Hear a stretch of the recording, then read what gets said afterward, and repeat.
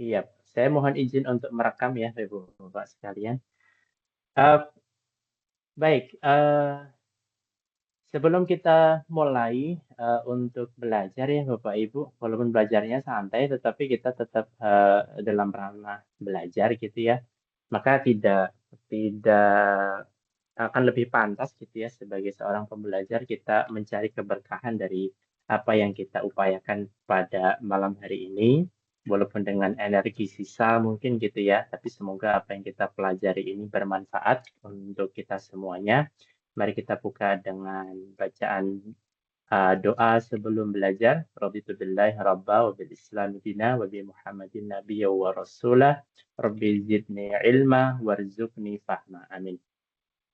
Baik Bapak Ibu sekalian, mohon izin saya akan memulai penjelasan mengenai ilmu kebumian gitu ya. Seperti yang tampak di dalam share screen saya gitu ya Bu ya.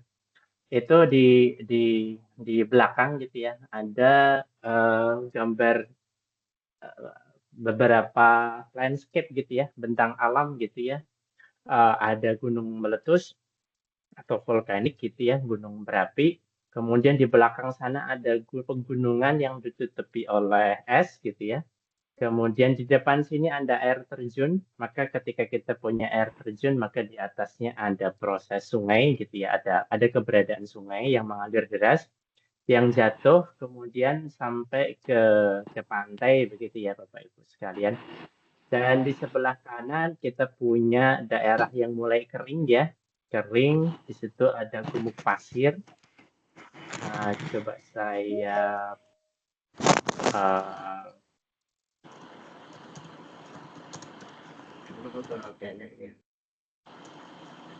coba saya cari pointer saya ya Bapak Ibu sekalian.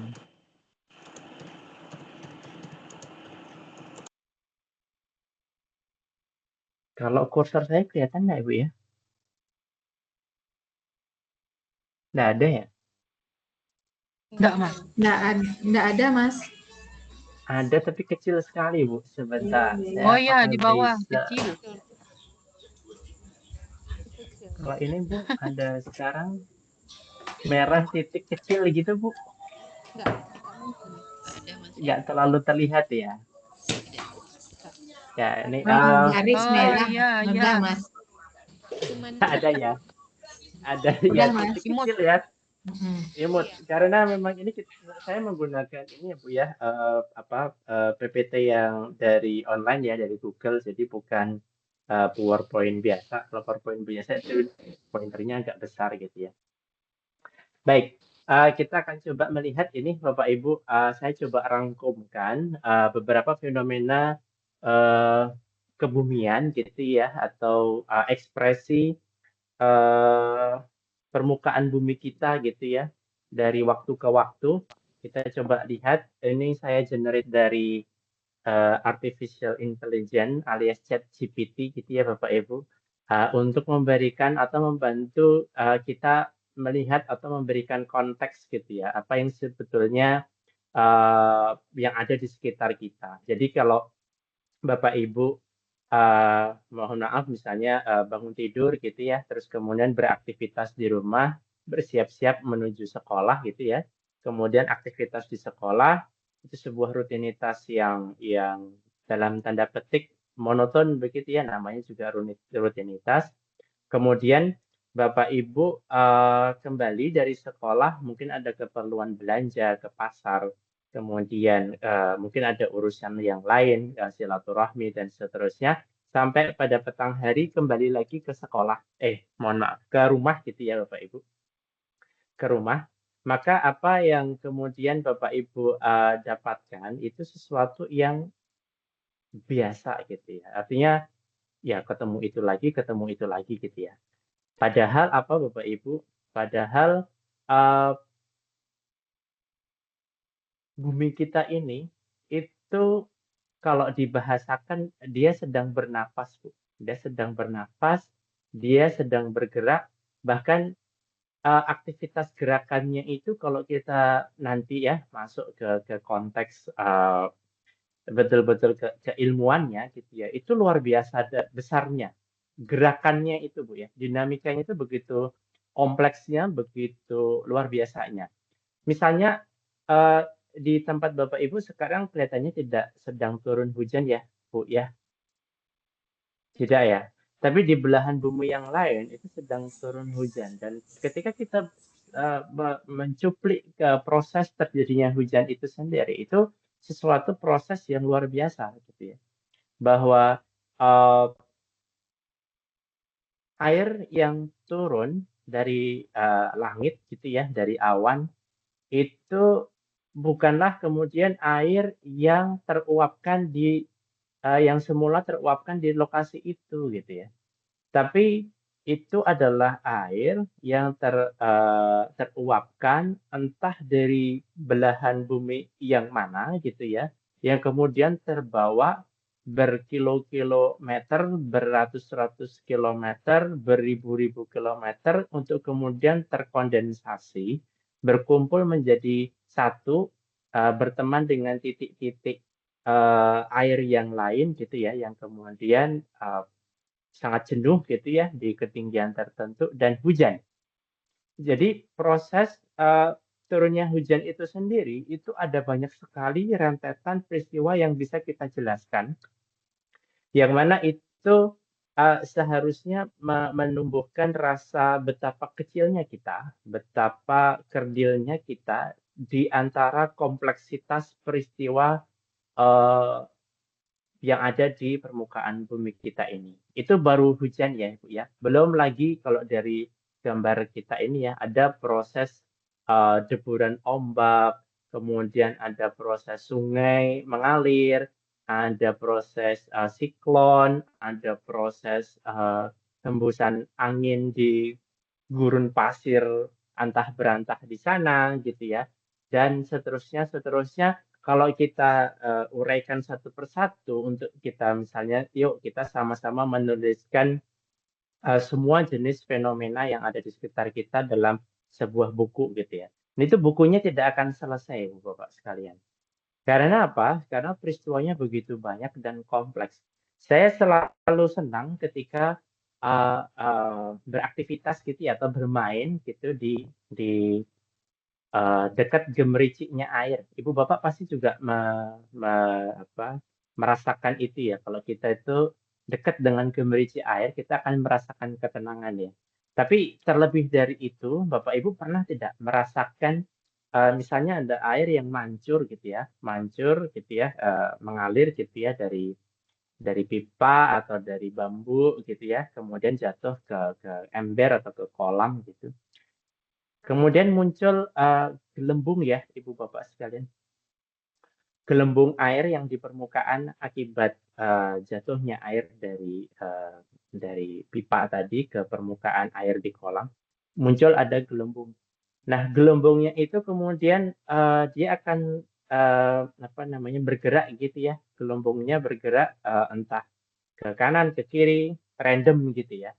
Tapi Bapak Ibu pernah nggak kemudian memperhatikan bahwa gelombang yang barusan terbentuk dan kemudian sesaat kemudian hilang, itu tidak pernah akan terulang. Ukuran gelembungnya, kemudian ukuran jarak lintasan gelembungnya yang dilewati tadi, arahnya begitu ya, kecepatannya, semuanya tidak pernah ada yang terulang.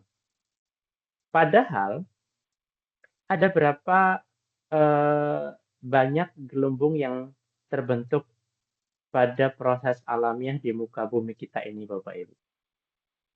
Tak terhitung ya, Bu ya. Baik di sungai, di lautan, di tengah samudera sana, semuanya ada proses pembentukan gelembung dan gelembungnya itu tidak pernah sama posisinya gitu ya. Nah, ini yang kemudian membuat sebuah pemahaman gitu ya atau fondasi pemahaman bahwa kita itu sedang berada di lingkungan yang sebegitu dinamisnya, sebegitu uniknya setiap segmen waktunya gitu ya. Dan kemudian kita perlu membuat sebuah kerangka gitu ya untuk memahami bumi ini sebagai satu konteks yang utuh gitu ya. Nah, saya memberi judul kuliah ini sebagai memahami bumi sebagai sistem. Kita akan coba lihat satu persatu Bapak Ibu sekalian. Uh, harapannya setelah mengikuti kuliah sesi pertama ini, Ibu Bapak bisa memahami bumi sebagai sistem yang saling terhubung. Setiap komponen-komponennya, baik komponen yang kecil, komponen yang besar, komponen yang mungkin terletak di lokasi ini dengan komponen yang terletak di lokasi yang sana dan seterusnya gitu. Kemudian setelah kita melihat atau memahami bahwa bumi ini sebagai sistem yang saling terhubung, Ibu Bapak sekalian diharapkan mampu gitu ya mengaitkan proses kebumian itu dengan fenomena nyata yang ada di sekitar kita gitu ya. Dan itu sangat tidak membosankan ya kalau kita melihat berbagai detail, berbagai rincian proses kebumian yang ada di sekitar kita. Harapannya di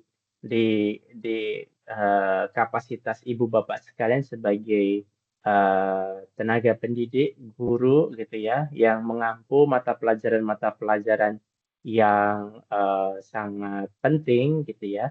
Nah, Bapak Ibu bisa mencoba untuk mengintegrasikan konsep sistem bumi ini, proses-proses kebumian yang ada di sekitar kita ke pembelajaran mata pelajaran Ibu Bapak sekalian. Dan ini jangan khawatir misalnya, wah saya mengajar kewarganegaraan atau PPKN gitu, apakah bisa masuk ke kebumian? Sangat bisa gitu ya. Kemudian misalnya untuk mafiki ya matematika, fisika, kimia, biologi, ya itu karena rumpun MIPA ya, maka tentu sangat sangat dekat gitu ya. Tetapi untuk sosial-sosial pun ekonomi dan seterusnya, sosiologi itu sangat bisa ditarik atau dikontekstualisasikan ke kebumian gitu ya. Dan itu harapannya akan memberikan contoh yang relevan kepada peserta didik ya Ibu Bapak ya, karena mereka juga menyaksikan atau melihat sendiri fenomena-fenomena itu dengan mata kepala sendiri di dunia di kehidupan sehari-hari mereka begitu ya, sehingga harapannya apa, itu akan muncul pemahaman terhadap mata pelajaran yang sedang Bapak Ibu ampu itu dengan lebih baik gitu ya, karena disertai dengan contoh-contoh yang konkret. Bapak Ibu ketika mempelajari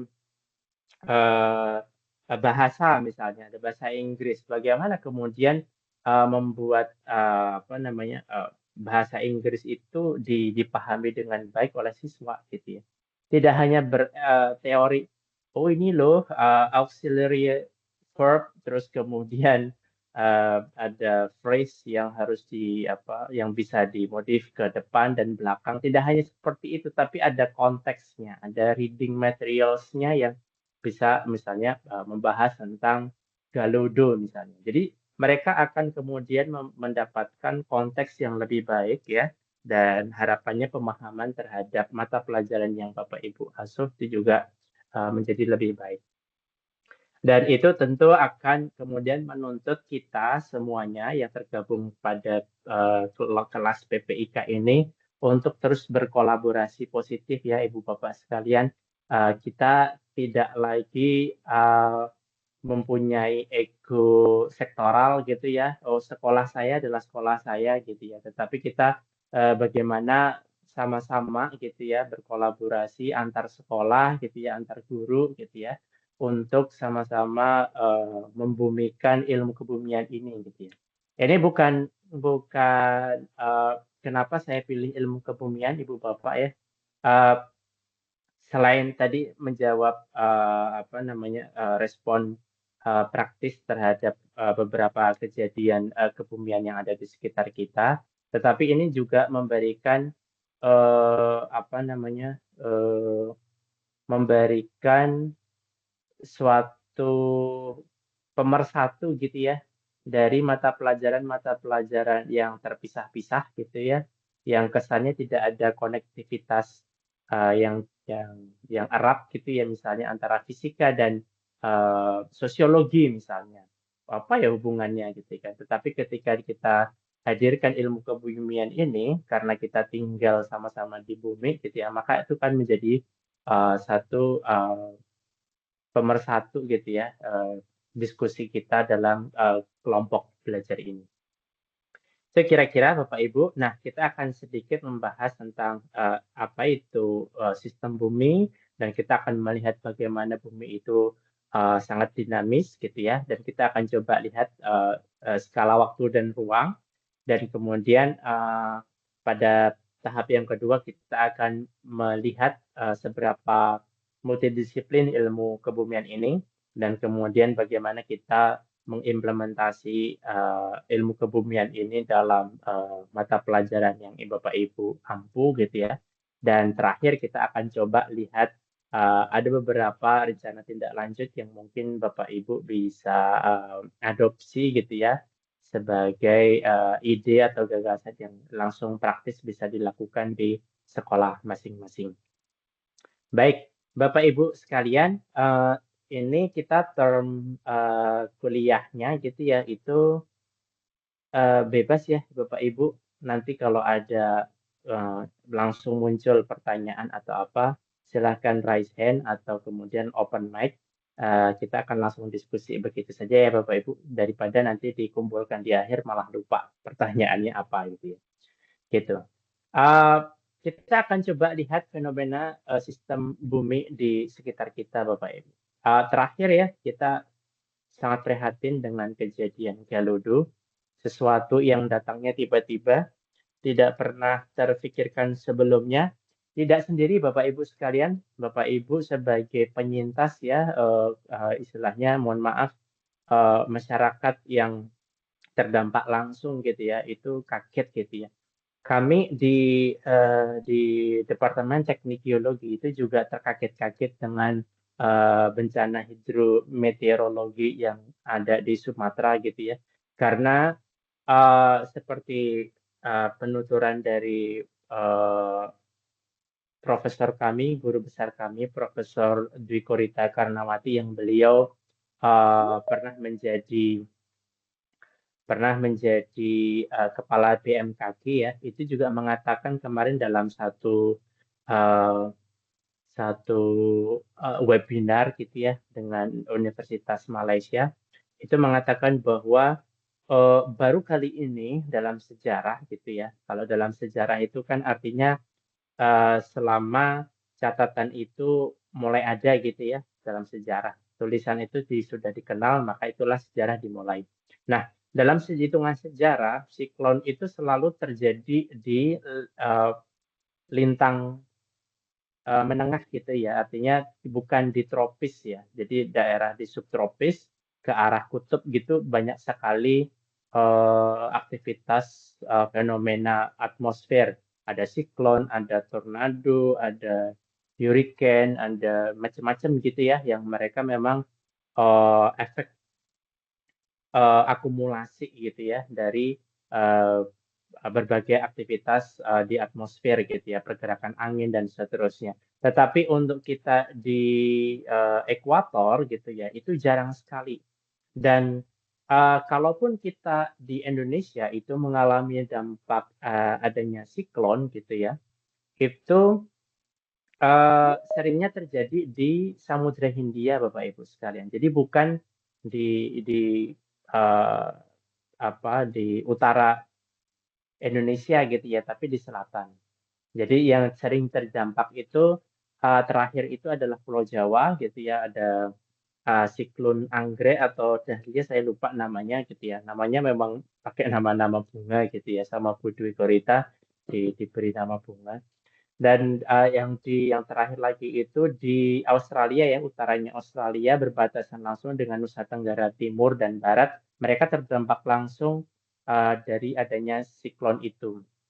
Tapi itu tuh jarang untuk terjadi di utaranya Indonesia, karena di utaranya Indonesia itu sistem lautnya itu bukan lautan lepas, tetapi lebih ke perairan di antara daratan gitu ya.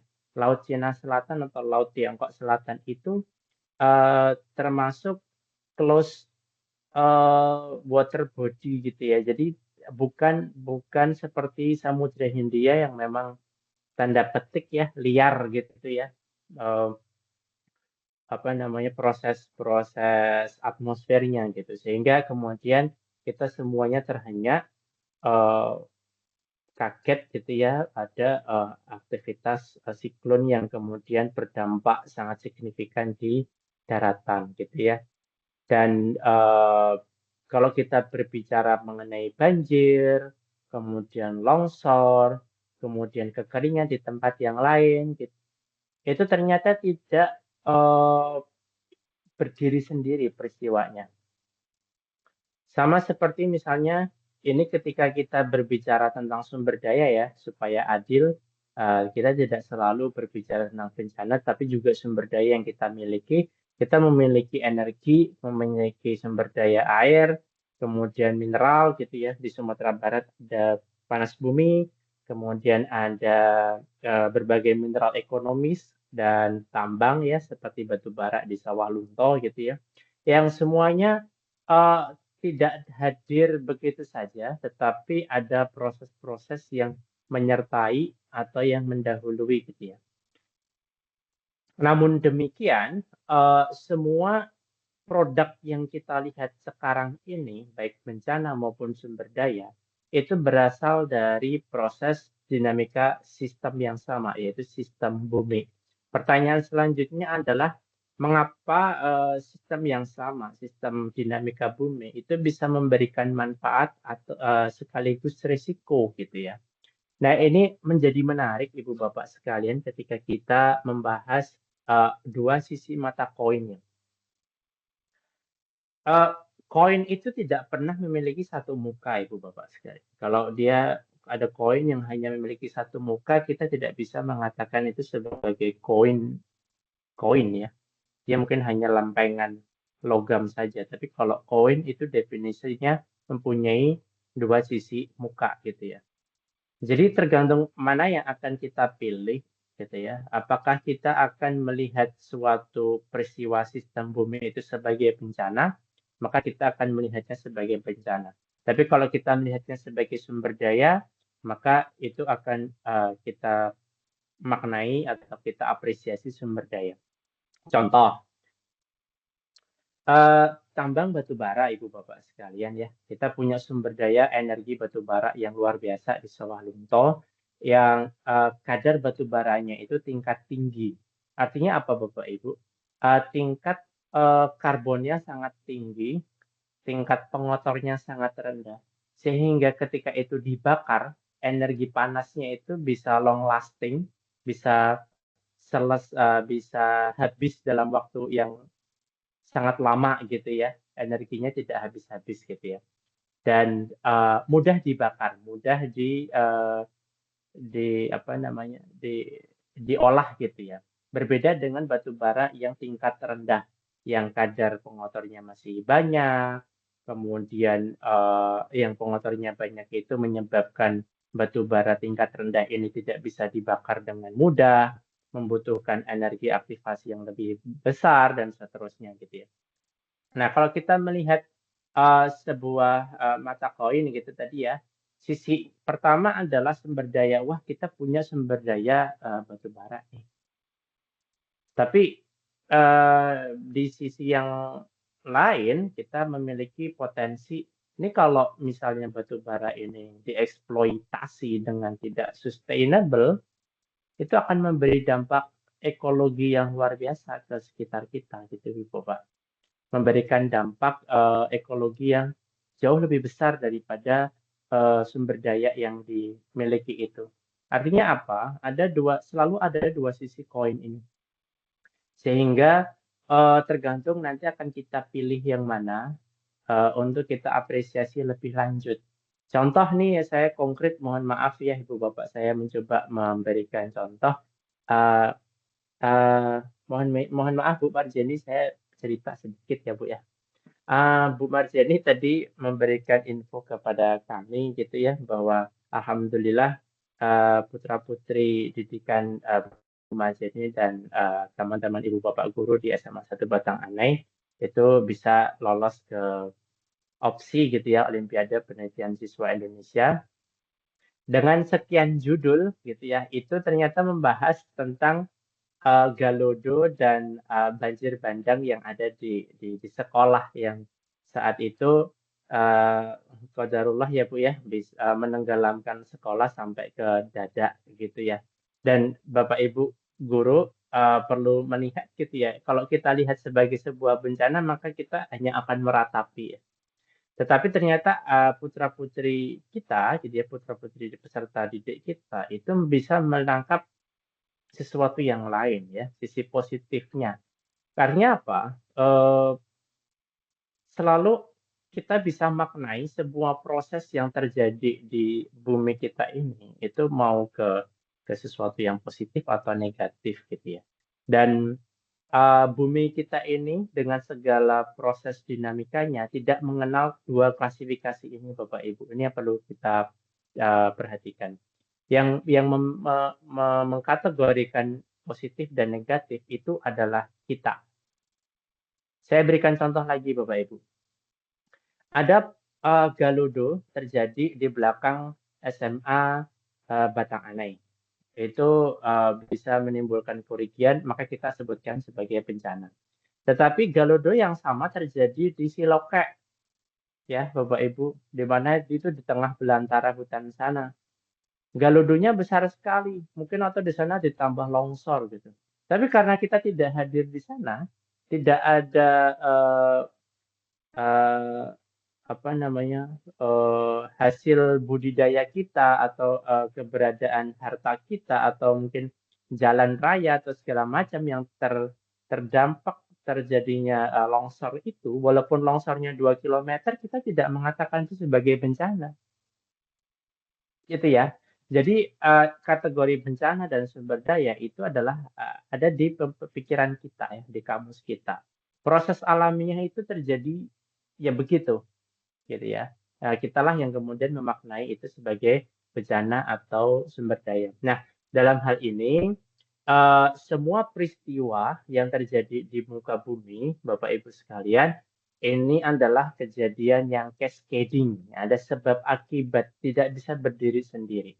Ini yang harus selalu kita apa namanya ingat gitu ya. Oh, kalau misalnya ada Galodo pasti ada prekursornya ya, ada pendahulunya, ada fenomena-fenomena yang mendahului, dan kalau ditarik ke belakang ada proses penyebabnya dan seterusnya, gitu ya.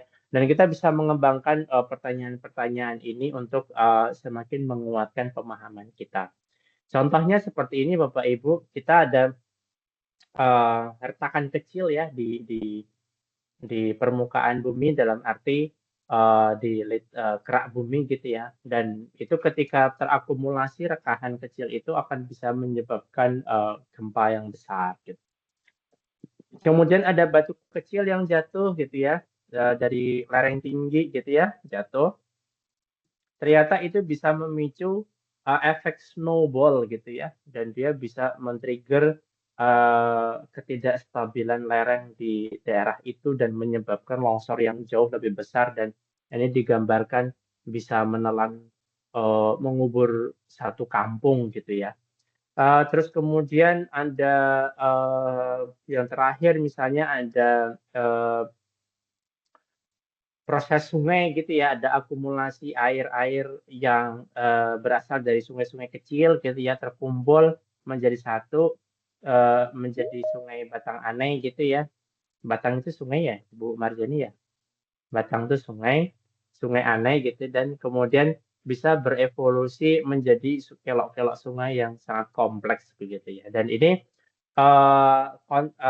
pada intinya adalah sistem sistem bumi ini bersifat kompleks dan non-linear ya, tidak linear. Jadi perubahan kecil pada kondisi awal itu dapat memicu dampak besar dan mungkin tidak kita duga. Itu yang menjadi dalam kamus kita adalah bahaya gitu ya. Baik, Ibu Bapak sekalian, kita lanjutkan. Sekarang sebentar, saya mencoba untuk timekeeper juga. Ini pukul 20.41 ya. Target presentasi kita hanya 1 jam sih, Ibu Bapak. Selebihnya nanti kita tanya jawab. Oke, mungkin sesaat lagi ya, kita akan selesai ya. Ini Bapak Ibu, ada satu quotes terkenal namanya butterfly effect. Dia mengatakan bahwa kepakan sayap kupu-kupu di Amazon sana itu bisa menyebabkan sebuah tornado di Texas. Bu, Bapak guru pasti tahu ya, Brasilia ya sama Amazon itu kan ada di ekuator ya, di Amerika Latin. Kemudian Texas ada di mana? Texas di Amerika Serikat. Dia harus melewati Teluk Florida itu ya, dan itu sangat jauh sekali gitu. Bayangkan kupu itu kan kecil aja, kupu kan, sayap kupu, tok tok tok tok gitu ya, di balik pepohonan di hutan belantara Amazon gitu. Tapi ternyata kepakan itu menyebabkan satu rentetan peristiwa yang saling berurutan. Kepakan ini kemudian berkembang menjadi peristiwa yang lain yang mungkin tidak bisa saya sebutkan gitu ya. Dan peristiwa itu terakumulasi bertambah dengan proses yang lain dan seterusnya sehingga membentuk suatu aktivitas misalnya evaporasi besar-besaran atau kemudian ada perubahan kelembaban di permukaan bumi misalnya gitu ya, yang menyebabkan mengalirnya massa udara di atmosfer dalam jumlah yang besar dan cepat gitu ya, sehingga membentuk tornado gitu. Jadi barangkali ini suatu quotes atau frasa yang ekstrim gitu ya. Kepakan sayap kecil kupu-kupu itu bisa berantai dan membentuk tornado yang besar. Tapi percayalah Bapak Ibu, setiap peristiwa yang terjadi di sekitar kita itu tidak pernah terjadi dalam arti datang begitu saja atau terbentuk begitu saja. Pasti ada prekursornya, pasti ada proses pendahulunya yang secara ini tidak menyalahi kodrat ilahiyah ya Bapak Ibu, ada sunatullah gitu ya, bahwa ada sebab akibat ya yang terjadi di bumi kita ini. Dan ini coba kita lihat ya. Jadi apa yang menghubungkan semua fenomena ini? Tentu karena kita sudah mengetahui bahwa proses itu adalah sebab akibat, maka ini tidak akan terpisah ya dari sebuah sistem. Ya, kalau kita sistem, maka kita akan berkutat-kutat di dalam itu, gitu ya. Prosesnya itu tidak akan keluar dari sistem itu. Di situ terus, tapi berantai. Termodifikasi satu dengan yang lain dan akhirnya membentuk apa yang kita hadapi sekarang ini. Nah, kita coba lihat Bapak Ibu ya, ini ilustrasi yang lain, pemandangan yang sangat indah. Di belakang sana ada pemandangan pergunungan. Di dekat kita di sini ada air terjun kecil gitu ya, ada sungai kecil yang membelah bebatuan gitu ya Bapak Ibu. Di kanan kirinya ada vegetasi dan mungkin di balik itu ada hewan-hewan dan seterusnya ya. Kita akan coba lihat ada berapa komponen Ibu Bapak sekalian yang bisa kita absen di sini. Pertama air gitu ya. Tentu kita bisa melihat air. Kemudian ada apa lagi Bapak Ibu? Ada awan ya, ada awan. Batuan. Ada batuan. Persis. Tuhan. Yes. Ada batuan, ada pohon, ada pegunungan di belakang sana. Dan ini ada satu lingkaran ya, Bapak Ibu, saya buat lingkaran dan ada lingkaran yang lain gitu ya. Ini bisa kita kumpulkan lagi satu persatu gitu ya, bahwa tumbuhan pun tidak hanya satu tumbuhan ya, tapi ada tumbuhan perintis, misalnya lumut atau misalnya algae dan seterusnya, dan vegetasi pun ada yang vegetasi pohon, ada vegetasi perdu, ada paku-pakuan. Itu tentu komponen yang masing-masing memiliki eksistensi yang berkontribusi pada sistem secara utuhnya gitu ya Bapak Ibu. Dan ini semuanya saling terkait dan saling terkoneksi gitu ya, saling berinteraksi. Jadi sistem itu didefinisikan sebagai berbagai komponen yang saling berinteraksi gitu. Dan kita akan coba lihat Bapak Ibu, ini gambar potongan bumi kita ya, Bapak Ibu. Ada interior bumi ya, interior bumi berlapis-lapis, kemudian di permukaannya ada tentu ada kita sebut permukaan ya, tempat kita tinggal, kita hidup ya. Dan di luar sana ada yang kita sebut sebagai outer space atau angkasa. Dan di permukaannya sendiri kita memiliki komponen sistem bumi kurang lebih 4 ya Bapak Ibu, yang disebut sebagai spheres. Spheres itu lapisan. Spheres itu lebih ke ini Bu, lebih ke scope ya. Scope atau sebuah sphere itu lebih ke bola gitu ya. Jadi ada satu sistem yang bentuknya bola gitu ya. Bola ini hanya visualisasi matematika saja ya Bapak Ibu, tapi lebih ke menjelaskan skopnya. Skop tentang batuan namanya litosfer. Skop tentang udara, tentang awan, tentang angin, itu yang disebut sebagai atmosfer. Kemudian hidrosfer itu tentang semua air, ada air danau, air laut, ada es di gunung, bahkan mungkin termasuk juga hujan gitu ya, air permukaan gitu ya, itu termasuk hidrosfer, termasuk air tanah juga. Dan ada biosfer, itu termasuk kita Bapak Ibu Guru ya. Kita makhluk hidup, kita masuk ke skupnya ruang lingkupnya biosfer gitu ya. Dan ini komponen yang sudah sangat sering kita dengar ya Bapak Ibu, bukan sesuatu yang baru. Baik, kemudian Bapak Ibu sekalian, kita akan coba lihat interaksi antar sistem secara lebih detail gitu ya. Ini ada komponen bebatuan, ada tanah gitu ya. Terus kemudian ada komponen atmosfer yang menghasilkan hujan gitu ya. Hujan turun, dia menyebabkan lereng yang terjal ini tidak mampu mempertahankan kestabilannya, maka dia longsor gitu ya, longsor. Dan dari dari hujan ini pun juga menyebabkan influx atau suplai air yang berlebih di aliran sungai, menyebabkan ada kenaikan muka air sungai dan aliran sungainya menjadi lebih bertenaga gitu ya, menyebabkan erosi gitu ya. Ini baru kita menceritakan sepenggal interaksi antar sistem.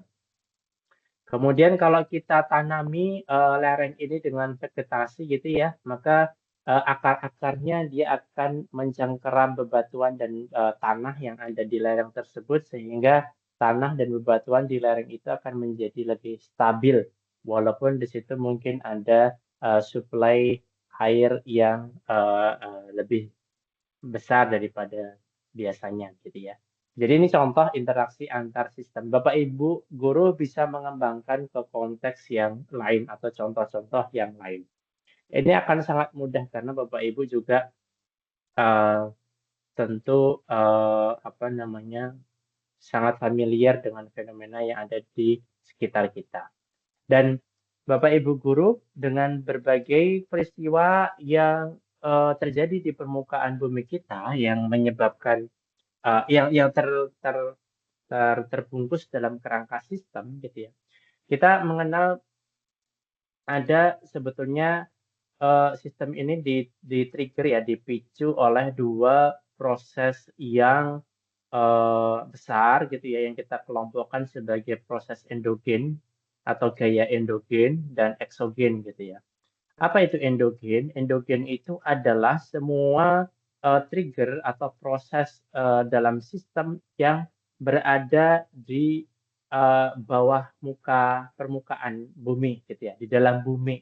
itu adalah endogen. Di sana ada aktivitas mantel, ada pergerakan lempeng, ada empeng menunjam, lempeng eh, ekstensi gitu ya, rifting gitu ya, pemekaran lempeng, itu semuanya aktivitas endogenik. Dan termasuk diantaranya adalah endogen itu bertanggung jawab untuk membentuk beda tinggi Bapak Ibu, relief ya. Pegunungan itu terbentuk karena proses endogenik.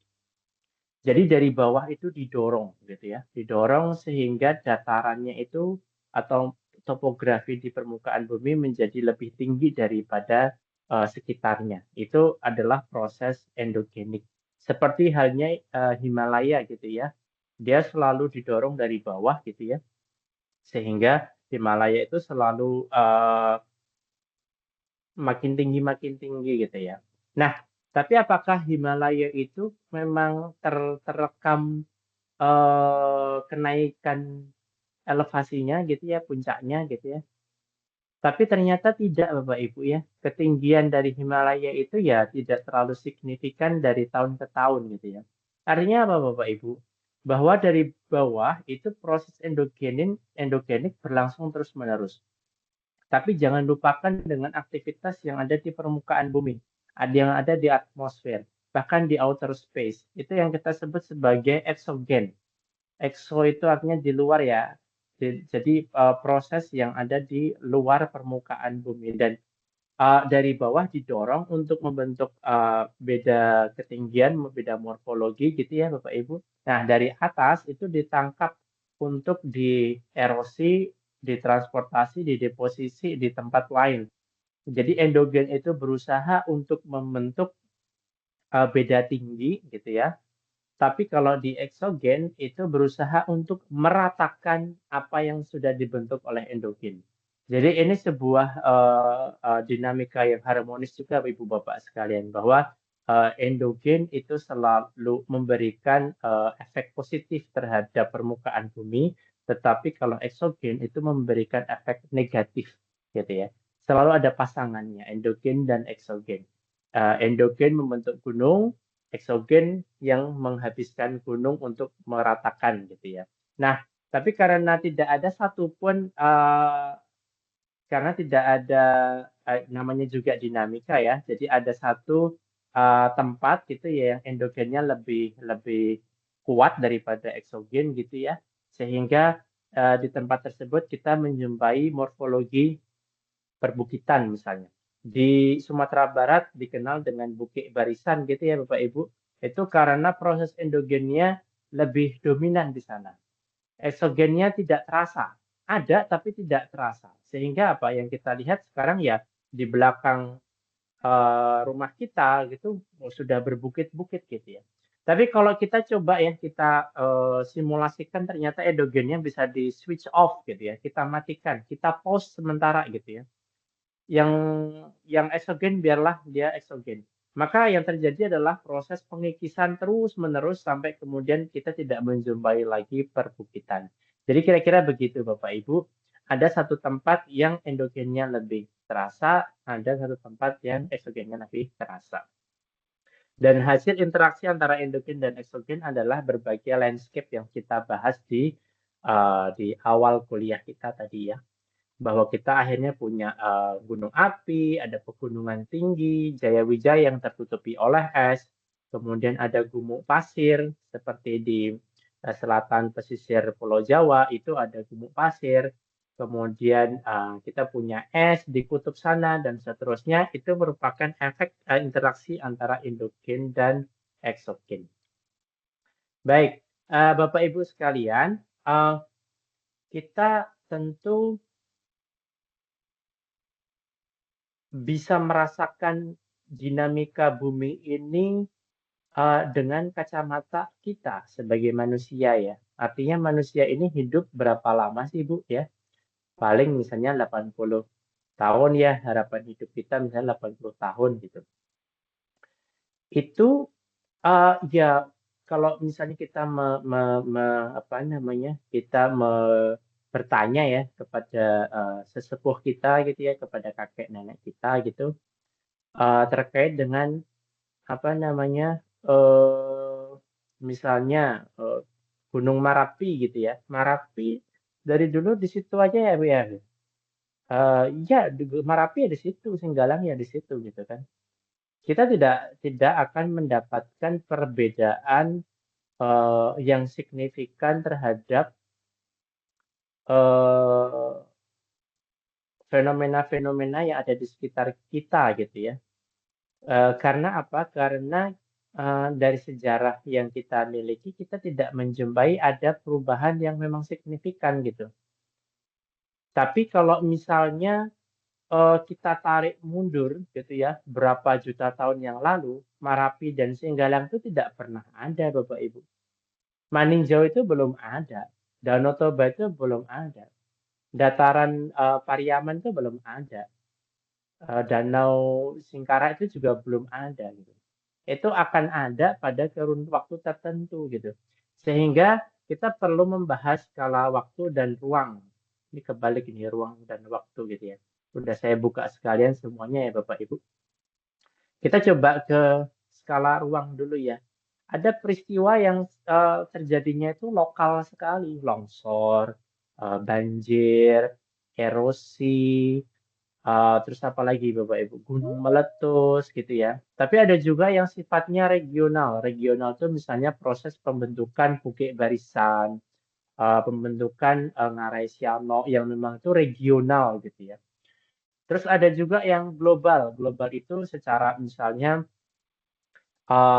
kita sebagai daerah cincin api, nah, itu regional gitu Bapak Ibu. Jadi memang proses geologi itu bisa berbeda di skala ruang, tapi juga bisa berbeda di skala waktunya. Misalnya gempa, Bapak Ibu guru pernah merasakan gempa pasti di seumur hidup Bapak Ibu guru. Gempa itu paling lama terjadinya berapa menit sih? 1 menit, 2 menit? Mungkin 5 menit itu udah yang paling lama. Mungkin 2 menit itu sudah terasa luar biasa gitu kan. Tapi gempa itu hanya terjadi 2 menit Bapak Ibu. Dibandingkan dengan gunung meletus ya, gunung meletus itu 1 kali erupsi mungkin membutuhkan waktu misalnya 10 menit gitu.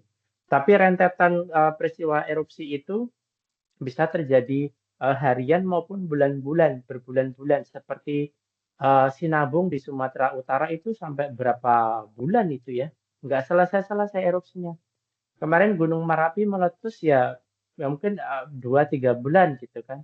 Ada periodenya.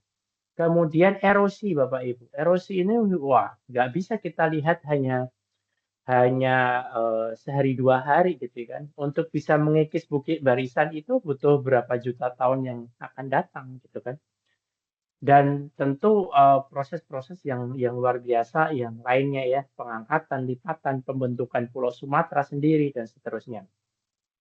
Jadi kita kalau berbicara tentang proses geologi, maka kita harus memahami ada skala waktu geologi, ada skala ruang geologi. Itu yang perlu kita perhatikan. Kemudian ini contohnya Bapak Ibu ya untuk skala waktu ya dan kaitannya dengan skala spasial atau ruang gitu ya. Kita lihat skala temporalnya bisa terjadi detik sampai jutaan tahun ya. Ini ada urutannya misalnya turbulen atmosfer, kemudian erupsi gunung api, kemudian erosi tanah, kemudian ada peristiwa kepunahan spesies tertentu, pembentukan pegunungan itu semuanya terikat dengan skala waktu geologi dan juga skala ruang ya. Untuk hembusan angin tentu hanya membutuhkan ruang yang sedikit dibandingkan dengan apa namanya iklim misalnya atau dengan plate tectonics gitu yang sifatnya global gitu ya Bapak Ibu. Dan manusia hidup ya yang sejarahnya sudah luar biasa banyaknya gitu ya. segala peristiwa pertumpahan darah gitu ya yang terjadi di muka bumi yang diakibatkan oleh manusia. Ini hanya terjadi di sini Bapak Ibu. Satu garis di sini saja di Holocene ini. Padahal bumi kita itu sudah berevolusi dari 4,6 miliar tahun yang lalu, gitu ya. Dari tidak ada apa-apa sampai kemudian berevolusi dengan dinosaurus, dengan berbagai macam biota yang ada di permukaan, yang sampai kemudian di 10.000 tahun yang lalu ya, itu masa glasiasi terakhir gitu ya, pencairan es yang terakhir dimulai, gitulah baru muncul manusia purba gitu ya, atau manusia modern dalam hal ini, manusia modern. Manusia purba ada di Pleistocene ini digambarkan ada manusia di sini. Jadi begitu Bapak Ibu sekalian, skala waktu dan ruang yang perlu kita pahami. Kemudian ini ada kaitannya dengan dinamika bumi ya, terkait dengan apa yang kita khawatirkan selama ini dan menjadi kampanye masif di global ya, yaitu adalah perubahan iklim. Dan ini adalah contoh fenomena berskala global dan waktu geologi yang sebetulnya panjang gitu ya.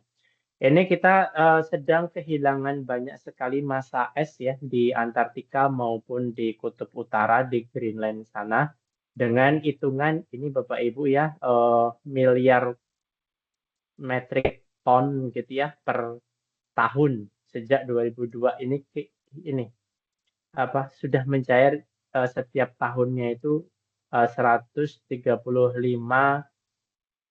kubik ya juta kubik gimana billion metric tons sorry jadi seberat itu tuh hilang gitu ya dari 2022 ya hilang sampai kurang lebih 2.500 gigaton gitu ya. Ini terjadi di Antartika maupun di mana di Kutub Utara di Greenland ini ya. Nah, kita bisa bayangkan kalau kutub kita itu esnya mencair, airnya tuh kemana Bapak Ibu? Ke samudra kan? Nah, padahal daya tampung samudra ya begitu-begitu saja mungkin ya. Terus kemana dong? Dampaknya kemudian ke suplai air yang ada di atmosfer meningkat. Sehingga apa Bapak Ibu? Sehingga yang semula tidak hujan menjadi hujan. Yang semula hujan menjadi hujan yang sangat deras gitu ya. Tapi di tempat yang lain ada yang semakin ekstrim kekeringan. Begitu efek dari perubahan iklim ini. Sesuatu yang terjadi secara beruntun dan kita melihatnya sesuatu yang yang inevitable gitu ya, yang tidak bisa dihindarkan gitu ya Bapak Ibu. Dan kalau kita melihat skala waktu geologi, memang sih sebetulnya Bapak Ibu ya, pencairan es kita saat ini itu bukanlah sesuatu yang baru buat bumi kita. Baru buat kita, tapi buat bumi kita itu bukan sesuatu yang baru. Karena glasiasi dan interglasial itu merupakan sebuah siklus di permukaan bumi kita dari tahun ke tahun ya. Ini didasarkan dari penelitian menggunakan coring es ya, isotop yang ada di es gitu ya. Itu terekam bahwa dulu pernah kita menghangat banget gitu ya. Terus kemudian mendingin banget, menghangat banget, mendingin banget dan seterusnya gitu ya. Dan kita sekarang ada di posisi yang menghangat gitu ya. Oh ini contoh, maaf ini kebalik ya bacanya dari kanan ke kiri. Kita ada di sini sekarang. Kita menghangat banget nih di sini gitu ya. Nah, masalahnya adalah Bapak Ibu, ternyata proses glasiasi proses interglasial atau pencairan pemanasan kita ini itu sebetulnya fenomena yang biasa terjadi bagi bumi, tetapi intensitasnya tidak biasa, Bapak Ibu. Kehadiran kita ternyata memperparah pemanasan. Kita dalam waktu lebih dari 50 tahun terakhir, ternyata temperatur global kita itu meningkat dengan kecepatan yang luar biasa, Bapak Ibu. Dengan kecepatan yang melebihi tren pemanasan global secara alami yang terjadi sebelumnya. Yang ini kemudian perlu menjadi awareness menjadi awareness kita semua gitu ya, karena kita banyak sekali hidup di daerah pesisir, kita mempunyai hasil budaya yang berkaitan dengan laut gitu ya, dan bahkan mungkin di daratan pun kita terimbas dengan aktivitas perubahan iklim ini gitu ya, kita sangat merasakan itu. Sehingga ya mau nggak mau gitu ya, kita harus memaknai perubahan iklim ini sesuatu isu yang harus kita selalu waspadai, dan kemudian apa usaha kita untuk melambatkan perubahan iklim ini gitu ya. Perubahan iklim itu sebuah keniscayaan, tetapi seberapa cepat, nah itu yang bisa kita antisipasi atau bisa kita kurangi gitu ya. Jadi mitigasi climate change ini adalah mandat ya bagi umat manusia ini ya, Bapak Ibu sekalian. Uh, Ini ilustrasinya ada panas yang semakin terik, melelehkan es yang ada di kutub gitu kan. Dan kemudian menambah volume air, dan volume air ini tanda petik ya menyerang kita ya di daratan. Kurang lebih seperti itu. Dan ini kita masuk ke bagian yang selanjutnya. Setelah kita mempelajari sistem bumi, Bapak Ibu sekalian, kita perlu memahami bahwa ternyata bumi kita itu bisa dipahami dari berbagai kacamata gitu ya, berbagai sudut pandang dan perspektif, baik dari geografi tentu, dan kalau itu geografi yang memang yang biasanya mempelajari itu, tapi kita bisa berkacamata fisika, biologi, kimia, sosiologi, kewarganegaraan, seni, bahasa, penjaskes bahkan, dan bahasa gitu ya. Yang itu bisa semuanya terintegrasi dalam konteks ilmu kebumian gitu ya. Misalnya contoh ketika kita memberikan materi fisika tentang energi dan gelombang gitu ya. Energi dan gelombang, kita bisa memberikan konteks tentang gempa misalnya. Atau tentang kimia gitu ya, pelapukan dan karbonisasi gitu ya. Itu semuanya kimia organik terutama. Kalau biologi udah otomatis bisa ya ekosistem. Misalnya penjaskes gitu kan, sesuatu yang tidak berhubungan dengan secara langsung, tapi kita bisa merelatekan gitu ya, bahwa misalnya uh, iya lingkungan penjaskes itu kan tujuannya membuat kita sehat Bapak Ibu ya. Nah kita membutuhkan lingkungan yang sehat nih. Bagaimana menciptakan lingkungan yang sehat? Nah itu muncul awareness tentang kebumian. Kemudian misalnya seni gitu kan, ya bisa itu sebagai media ekspresi atau kampanye gitu ya. Atau kita sekarang baru marak-maraknya gitu ya di event fiksi ya, festival inovasi dan kewirausahaan itu bagaimana menciptakan seni yang yang ramah lingkungan misalnya, dan seterusnya gitu ya, yang nature based gitu. Itu bisa sekali dibuat konteks ke arah sana gitu ya. Ini Bapak Ibu mohon untuk tidak dimaknai sebagai tambahan materi yang membebani ya, tetapi lebih ke cara bagaimana menguatkan dan mengaitkan gitu ya sistem bumi kita ini sebagai sebuah topik yang ada di mata pelajaran. Nah, Bapak Ibu guru juga bisa menjadikan lingkungan sekitar sekolah gitu ya sebagai laboratorium alami gitu ya, dan itu menjadi bahan Bapak Ibu guru belajar bersama anak-anak gitu ya, dengan konteks, dengan contoh yang lebih konkret, dengan contoh yang lebih bisa dipegang gitu ya, bukan hanya teori di papan tulis, tetapi ada material yang mereka amati, mereka pegang, mereka rasakan gitu ya. Jadi harapannya begitu Bapak Ibu, contohnya bisa mengajak sekali mengajak anak-anak daripada belajar di kelas itu dibawa keluar gitu ya, untuk mengamati proses kebumian yang dikaitkan dengan topik mata pelajaran yang Bapak Ibu ampu gitu ya. Bisa dengan observasi sederhana, kemudian harapannya bisa misalnya menginventarisasi potensi dan bahaya di sekitar gitu ya. Termasuk yang paling penting ini Bapak Ibu bisa mencoba anak-anak itu aware gitu ya, atau peduli dengan mitigasi bencana. Bagaimana sih apa yang harus kita lakukan ketika bencana itu terjadi? Apa yang harus kita antisipasi, kita persiapkan sebelum bencana itu terjadi? Misalnya Bapak Ibu, mohon maaf Bu Marjeni dan Ibu-Bu yang terdampak Galudu, saya sebut berulang kali. Misalnya setelah kita tahu bahwa sekolah kita itu menjadi sasaran empuk dari peristiwa Galudu, maka segala arsip itu kita antisipasi ada di satu tempat yang bisa dievakuasi dengan cepat misalnya, seperti itu. Jadi itu bagian dari salah satu mitigasi bencana gitu misalnya. Itu kemudian, nah ini waktunya diskusi sebetulnya Bapak Ibu ya. Sekarang waktunya menunjukkan pukul 21:11.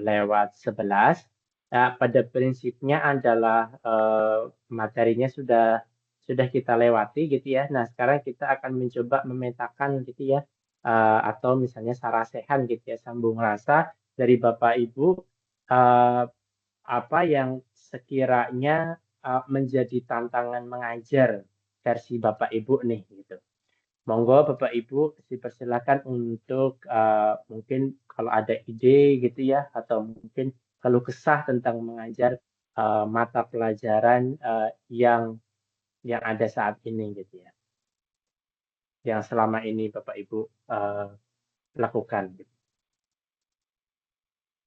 Silakan Bapak Ibu.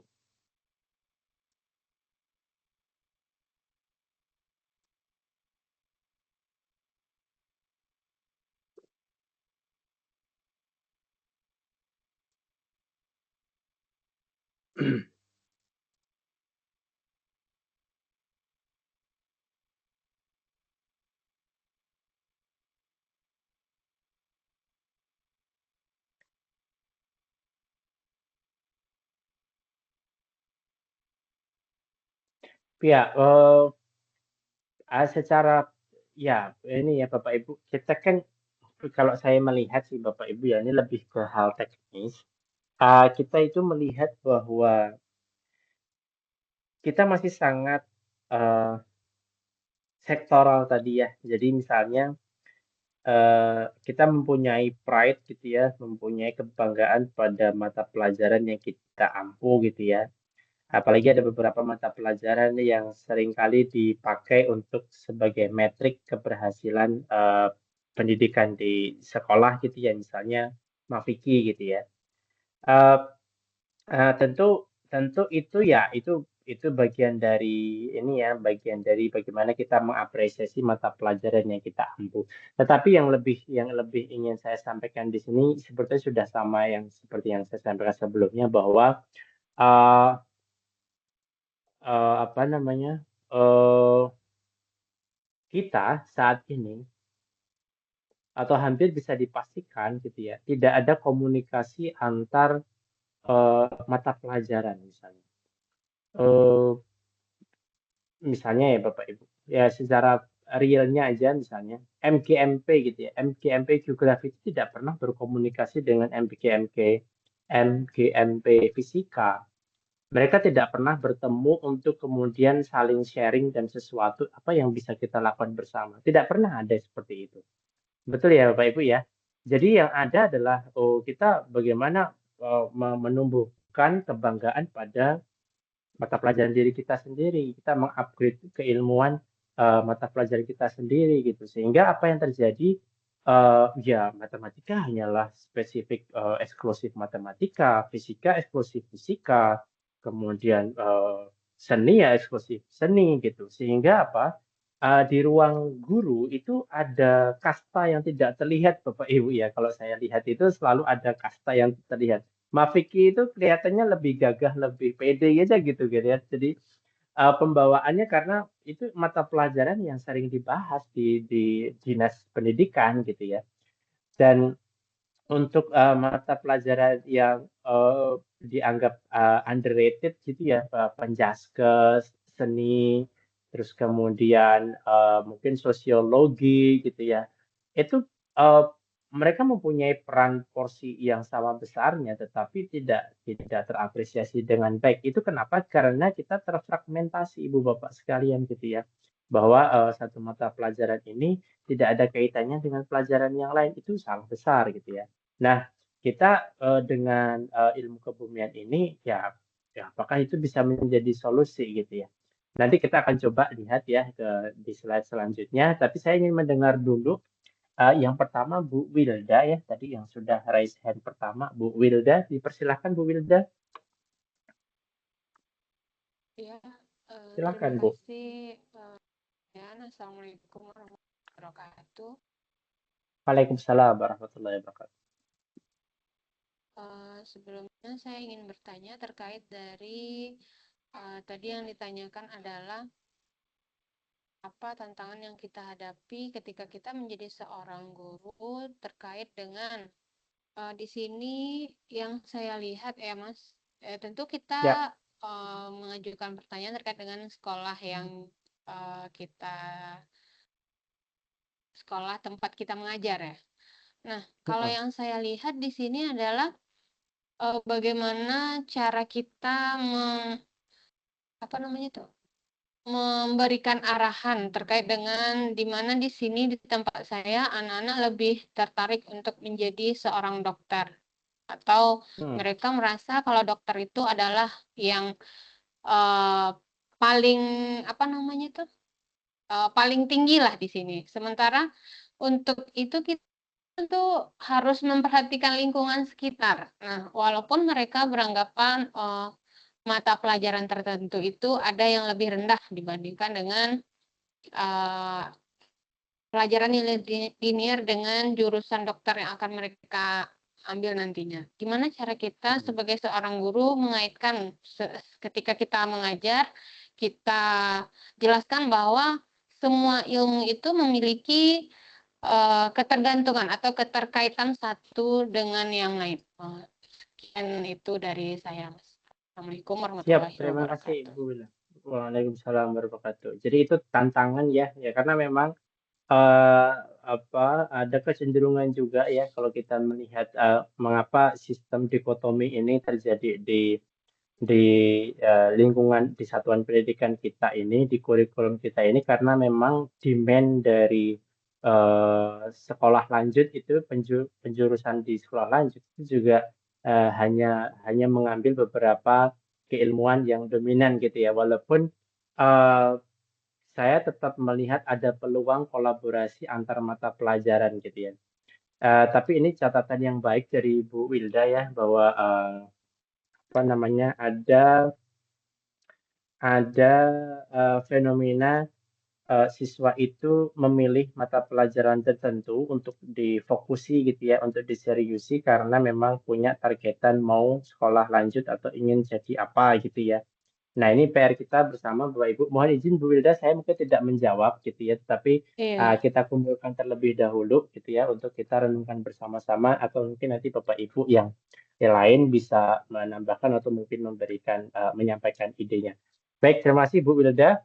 Kemudian yang kedua ada Bu Liza. Silakan Bu Liza dari Padang. Iya, terima kasih Mas Ian.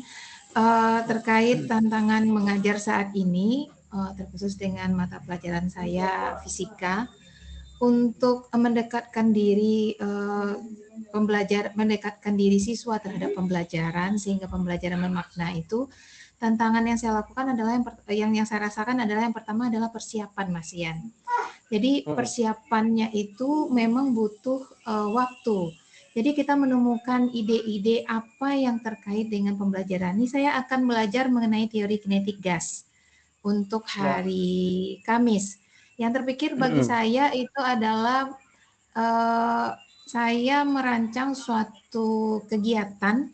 Salah satunya saya mau bikin balon udara sederhana dari tisu dengan batang korek api.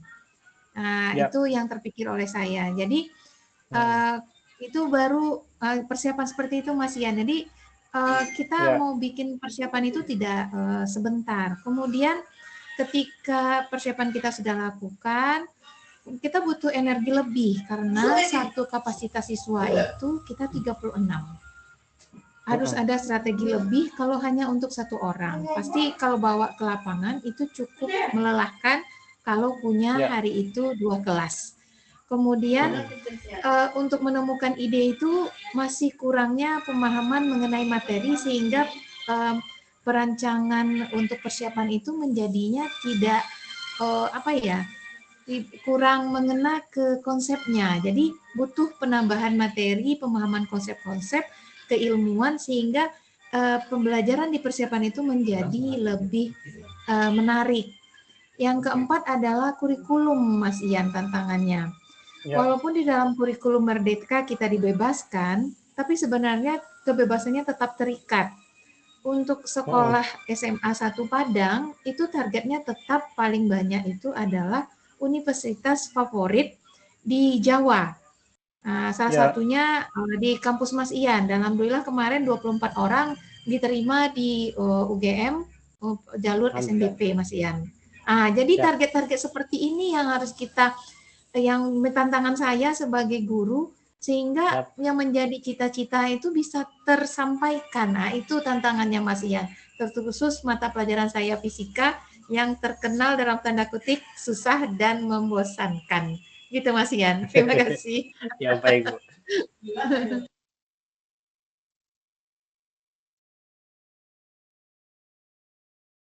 Baik, terima kasih Bu Liza. Tentunya ada 4 tantangan tadi yang itu valid ya, itu benar-benar terjadi di Bapak Ibu sekalian. Dan sekali lagi, ini saya akhirnya menjadi membutuhkan waktu juga ya, tidak bisa merespon, artinya tidak bisa merespon tantangan ini menjadi dengan masukan yang praktis gitu ya, karena memang ini sebuah tantangan yang kompleks dan perlu kita lihat secara holistik dan mungkin perlu melihat beberapa parameter gitu ya yang sebetulnya mungkin bisa dicapai gitu ya. Baik, tapi terima kasih Bu Liza, ini sudah kami catat. Untuk selanjutnya Bu Marjeni. Ya, Bismillahirrahmanirrahim. Assalamualaikum warahmatullahi wabarakatuh. Terima kasih Mas Yan. Nama saya Marjeni, saya guru bahasa Inggris mengajar di SMA 1 Batanganai. Terima kasih Bapak Ibu hebat semuanya malam ini. Begini Mas Yan, yang pertama sebelum sampai ke tantangan, saya ingin mengapresiasi sekali kegiatan ini ya Mas Yan. Jadi bagi kami yang bukan dari geografi, geologi atau kebumian yang selama ini jauh rasanya, jadi kita terbuka matanya ya Mas Yan, khususnya malam ini. Ada sih beberapa terminologi yang Mas Yan sebutkan tadi, mungkin kita pernah mendengar, tapi ketika dikupas tuntas seperti tadi itu akan sangat bermakna sekali bagi kami Mas Yan. Jadi yang pertama adalah bertanya dulu sedikit tentang materi tadi ya Mas Yan, ini telat sebenarnya tadi nge-raise hand-nya. Yang pertama yang saya dengar adalah tentang tentang energi ya, energi yang ada di sistem ini tadi kalau tidak salah ada endogen dan eksogen ya Mas Yan. Jadi energi dari dalam dan dari luar yang itu akan membuat landscape baru ya, begitu kalau saya tidak salah menangkap tadi Mas Yan.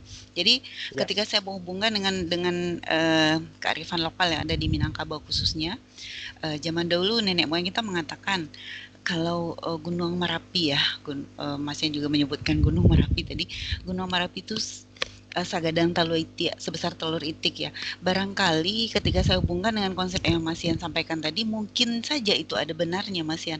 Karena dari kecil dulu ya, jadi tumbuh, kemudian ada dorongan-dorongan seperti itu.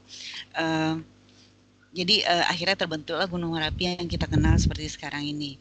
Dan juga ada istilah dulu Pulau Sumatera dan Jawa itu menyatu katanya. Jadi ketika terjadi perubahan alam yang besar, mungkin tsunami atau apa, kemudian berpisah seperti saat ini. Nah, jadi saya mau mikir ke sana tadi Mas Yan. Barangkali ini ada korelasinya. Mohon nanti dijelaskan ya Mas Yan. Kayak yang Ya. kedua, ketika tantangan mengajar saat ini. Jadi bagi saya pribadi sebagai guru bahasa Inggris, kami ini adalah communicator dalam pembelajaran Mas Yan. Jadi kita juga harus merangkap menjadi guru geografi, guru seperti Bu Liza bilang tadi, guru fisika, guru biologi, karena tema-tema yang kita ajarkan ke siswa itu sudah itu mencakup ke lintas mapel ke seluruh mata pelajaran. Nah, apalagi ketika dikaitkan dengan apa sih yang harus dilakukan siswa untuk saat ini, tantangan-tantangan kita. Jadi melihat fenomena alam, saya cenderung untuk mengajak siswa saya untuk istilahnya think globally, act locally, begitu Mas Yan. Berpikir global, kemudian beraksi secara lokal ya, mulai dari hal-hal kecil. Dengan tetap memperhatikan lingkungan, misalnya membawa tumbler ke sekolah, kemudian mengurangi styrofoam penggunaan seperti itu Mas Yan. Nah, yang menarik juga bagi kami ketika dihadapkan tadi bahwasanya sistem itu seperti dua sisi mata uang kata Mas Yan. Nah, itulah yang kami lakukan saat ini Mas Yan.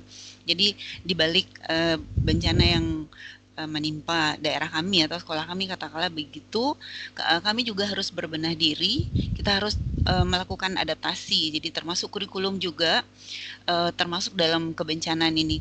Ketika Mas Yan tadi mengatakan jangan dijadikan beban, ya kami tidak menjadikan beban Mas Yan, tapi justru kami menyesuaikan pembelajaran, bukan hanya durasi waktu, bukan hanya karakter, tapi juga mohon maaf nih kepanjangan Mas Yan, tapi juga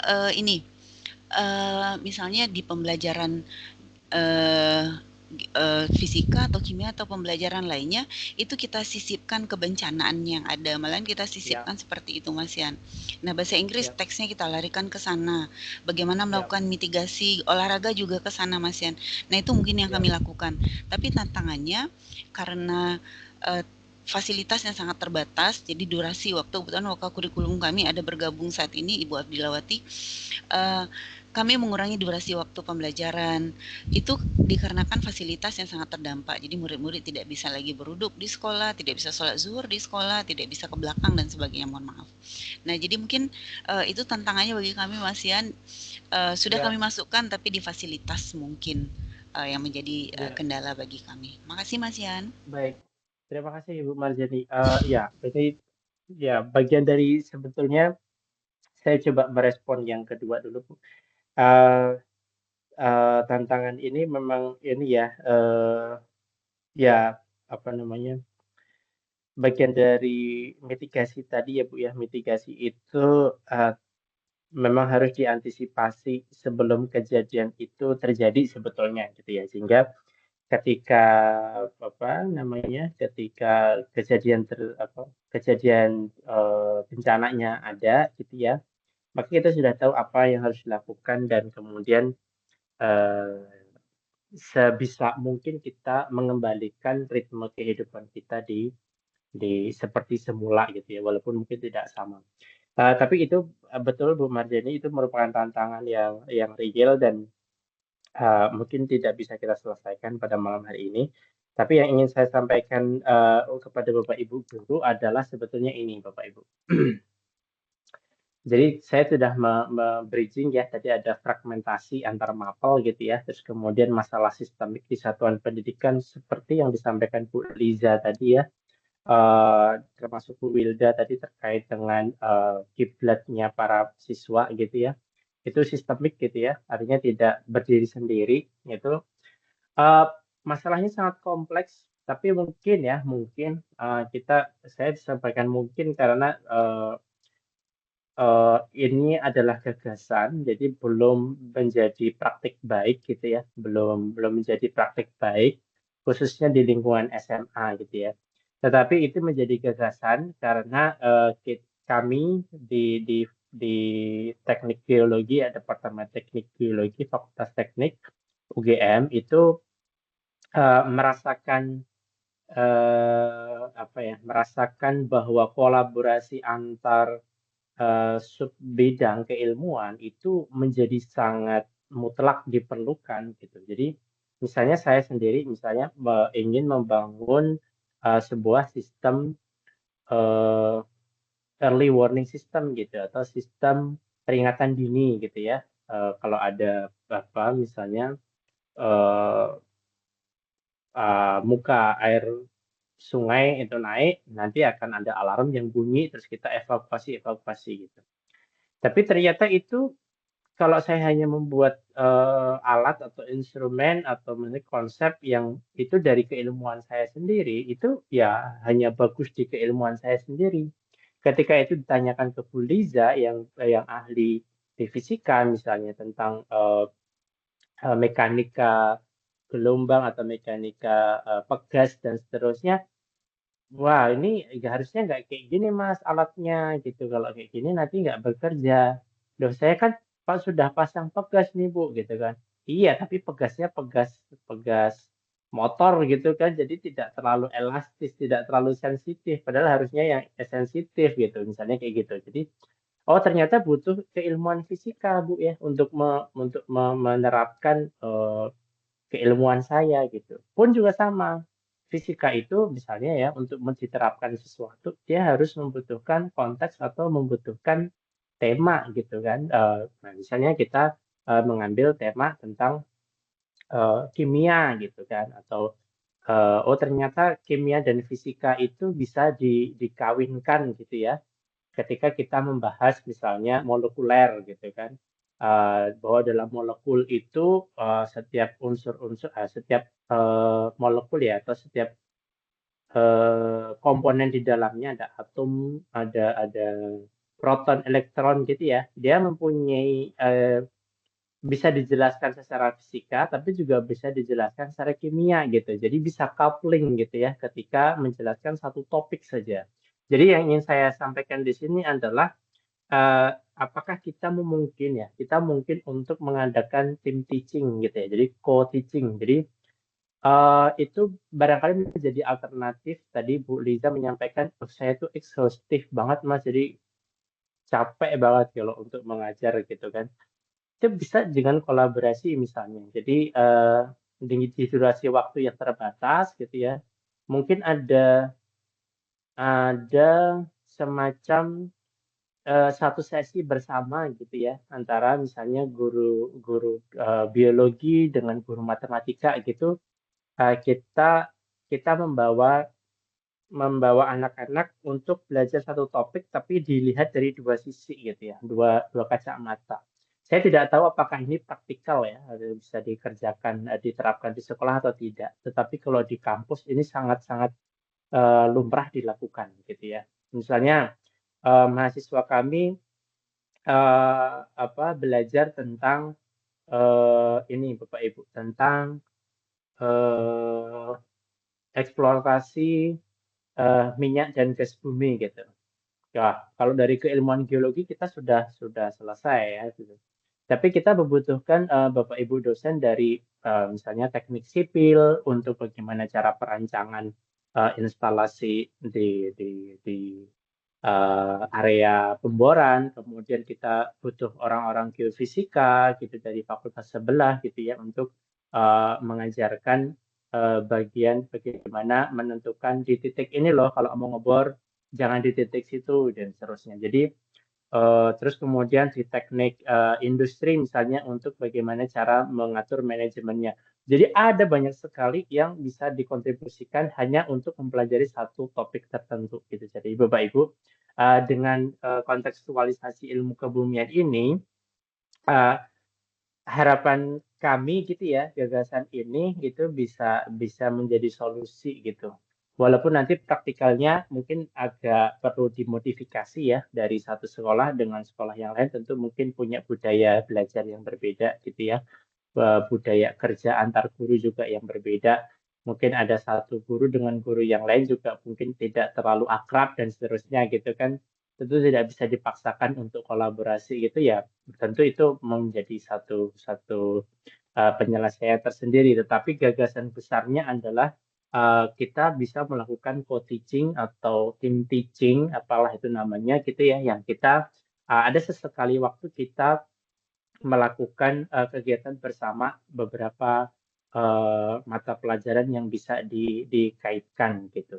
Saya rasa itu menjadi solusi juga yang mungkin menarik bagi siswa karena wah ini sesuatu yang baru nih, gitu kan. Kita bisa melihat satu fenomena alamiah misalnya berkaitan dengan pegas gitu ya, tetapi bisa dikaitkan dengan fisikanya, bisa dikaitkan dengan kimianya, mungkin membahas tentang materialnya dan seterusnya gitu. Itu Bapak Ibu sehingga peran komunitas kita di dalam PPIK ini menjadi sangat penting, sangat krusial gitu ya. Makanya saya meng-encourage untuk Bapak Ibu guru dari berbagai mata pelajaran itu tergabung ke PPIK ini. Jadi jangan membatasi diri hanya geografi saja itu kegiatannya Mas gitu kan. Enggak, ini untuk semuanya gitu ya. Bahkan untuk semua mata pelajaran silakan kita open. Kita akan cari bagaimana bentuk kolaborasi, bagaimana bentuk eh, terobosan-terobosan tindakan kelas yang bisa kita lakukan untuk menjawab tantangan-tantangan kita ini. Ini masih pemantik awal ya, Bu Wilda, Bu Liza, Bu Marjani, dan Ibu Bapak yang lain. Terima kasih sudah memberikan list gitu ya, spell out beberapa tantangan yang kita miliki. Kita akan coba sambil merenungkan gitu ya dari tantangan itu tadi apa yang bisa kita perbuat gitu ya dengan misalnya salah satunya kolaborasi ini. Kemudian ini Bapak Ibu guru sekalian, kita akan coba revisi tujuan kita ya. Kita tadi ada 5 tujuan dan kira-kira rencana tindak lanjut yang kami usulkan gitu ya. Bapak Ibu bisa melakukan sendiri atau nanti juga kita bantu dari Sekolah Ilmu Minangkabau gitu ya untuk teman diskusi atau sebagai fasilitator gitu ya. Dan seterusnya, misalnya untuk menginventarisasi kembali materi pelajaran yang kita miliki sekarang ini, apakah bisa dikolaborasikan dengan mapel yang lain, gitu kan? Kemudian, apakah kita bisa menyusun satu model pembelajaran yang kontekstual, gitu ya? Jadi ada modul yang sifatnya itu satu studi kasus gitu ya, tapi dipakai bersama gitu Bapak Ibu, maksudnya itu begitu. Jadi modulnya satu, tetapi dipakai bersama gitu ya. Bisa dipakai ke kimia, bisa dipakai ke, jadi tidak modul yang terpisah-pisah gitu ya, bukan bahan pembelajaran yang terpisah-pisah. Kemudian bisa juga dengan mini field study ya, PBL-nya itu keluar kelas gitu ya, dengan eksperimen seperti yang dilakukan Bu Liza tadi ya, dengan hands-on atau eksperimen, atau bisa juga dengan tadi observasi di lingkungan sekolah dan seterusnya gitu ya. Memang waktunya sebetulnya ini hal yang tricky, mungkin solusi atau tricky ya saya juga Bu Liza. Kalau kita misalnya ada kekhawatiran membawa anak-anak kita ke luar kelas itu akan melelahkan, itu sebetulnya tidak Bu ya. Jadi kalau dalam kelas kita akan berbicara 2 jam penuh ya lelah banget itu kan. Tetapi kalau di luar kelas, anak-anak itu akan memiliki kesempatan untuk eksplorasi secara mandiri. Kita hanya akan menjawab 1-2 pertanyaan, tapi mereka akan secara aktif gitu ya, dengan motorik mereka akan mencoba mengindra apa yang ada di sekitar itu dan kemudian memahami dengan mandiri gitu. Jadi aktivitas keluar kelas ini kami senangi di fakultas di departemen kami di kampus karena memang mahasiswa itu menjadi lebih bergerak ya daripada duduk ngantuk gitu ya. Apalagi kita sudah mengajar di siang hari itu ngantuk sekali gitu kan. Nah, anak-anak dibawa keluar itu menjadi fresh. Walaupun kita mungkin topiknya masih sama Bu, sama seriusnya ketika sama di kelas ya, tapi tempat belajarnya sekarang ada di masjid gitu ya, di musola atau di bawah pohon atau di aula gitu ya, sesuatu yang beda dari biasanya gitu. Dan saya rasa ini ini menjadi satu hal yang apa namanya, yang menarik gitu ya, yang perlu dicoba gitu ya. Sesekali dicoba dulu. Kalau memang bagus, itu akan menjadi praktek baik. Dan konsolidasi guru antar mapel ini bisa kita lakukan dengan PPIK ini dan tentu promosi dan persuasi tentu bisa dikembangkan secara mandiri oleh Bapak Ibu semuanya gitu ya. Bapak Ibu di PPIK ini sudah terrekrut menjadi agen SIM gitu ya Pak D ya. Jadi sudah menjadi agen SIM, jadi Bapak Ibu mempunyai mempunyai tanggung jawab yang sama seperti saya gitu ya, bahkan lebih besar gitu ya untuk mempromot gagasan-gagasan kita ini. Jadi kurang lebih itu Bapak Ibu sekalian, apakah masih ada yang perlu dibahas gitu ya? Sekarang waktunya 21.41, Bapak Ibu ini sudah setara dengan 2 SKS di sini. Izin Mas Yan. Silahkan Bu Liza. Saya tertarik dengan konsolidasi antar mapel Mas Yan. Siap. Kebetulan kami di sini ada yang aktif itu Ibu Yanti Sofia, Kimia, Ibu Dian Mustika, Bahasa Indonesia, Ibu Silvi, Sosiologi. Nah, jadi saya lagi berpikir apa ini tema yang mungkin bisa di sini gitu. Bisa, Jadi ya, betul. ya yang bisa kita bikin nanti menjadi mini field study siswanya, sebab PBL di dalam meaning learning yang dicanangkan oleh kementerian kita ini, kementerian itu akan nampak, sebab cuma permasalahannya untuk PBL ini, pertanyaan saya Mas Ian, ini kita kan terpisah-pisah jamnya. Terpisah-pisah jamnya dan terpisah pula kelasnya gitu.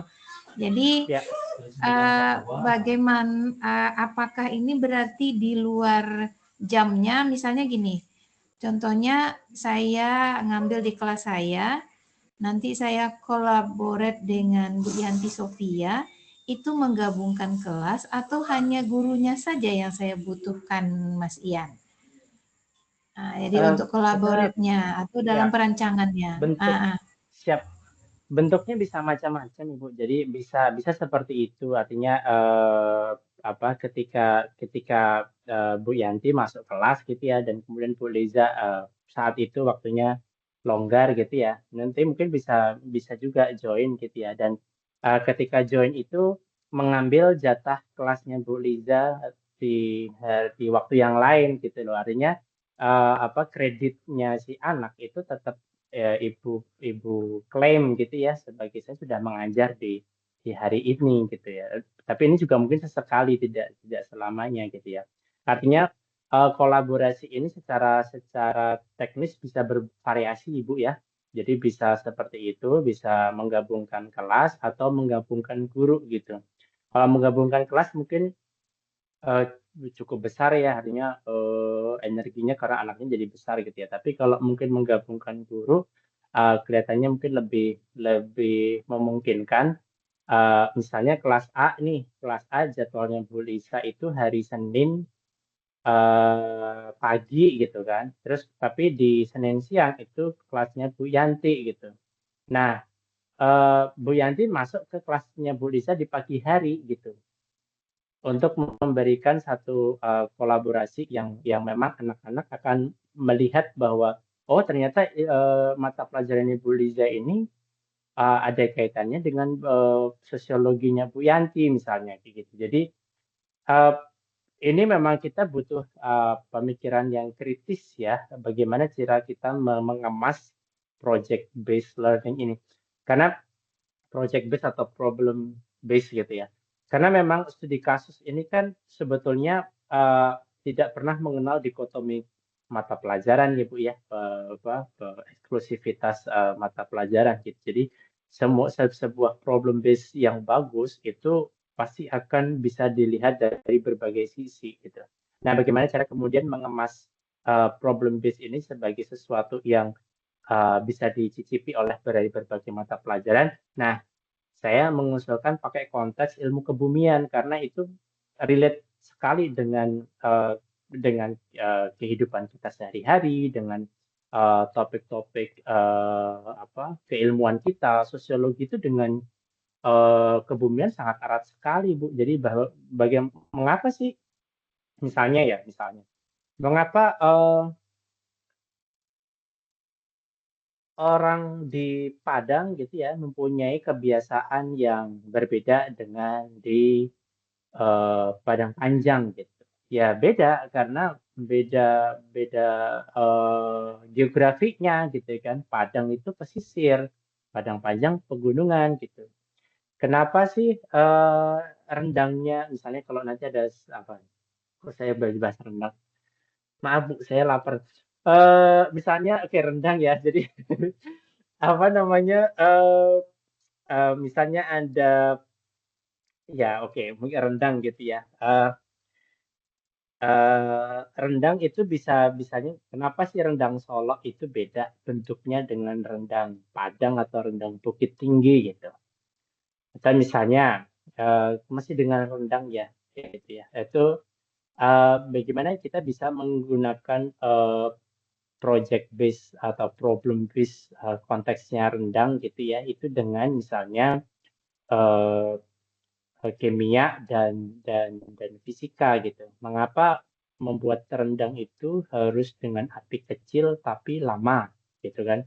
Itu misalnya gitu. Jadi kenapa tidak kan supaya matang cepat ya udah dipanaskan aja, dimaksimalkan tapi pakai presto gitu. Jadi tetap empuk tetapi cepat matangnya gitu.